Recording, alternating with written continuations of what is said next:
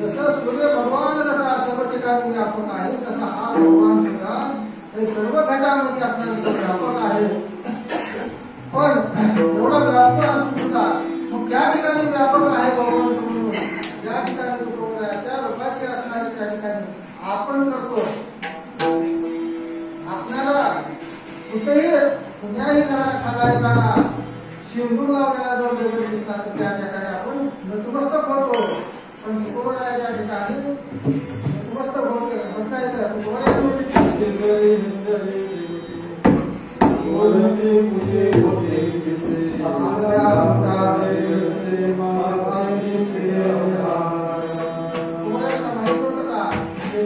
देव आहेत आपल्या धर्मामध्ये, पण त्या देवाला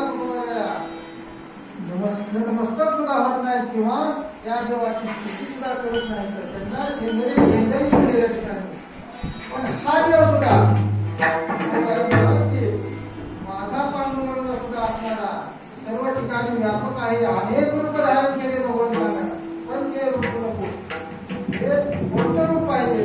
जो समचरणारं, जो समदृष्टीनं असणारं, जो कुंभरेवर हात ठेवतो, भक्त पुंडलिकाच्या दरामध्ये जो उभा आहे तेच रूप पाहिजे. मला अनेक रूप नको. आता भगवंताचे अनेक रूप येणारे अवतार झाले.